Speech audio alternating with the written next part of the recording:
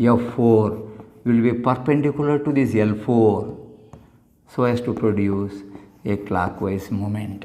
Friends, once you have F1, we can find out the other three, F2, F3 and F4. Friends, you got F1 by L1 is equal to F2 by L4, F4 by L4.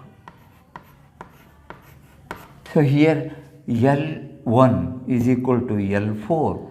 Therefore, F1 is equal to F4, that is equal to 16,000 Newton.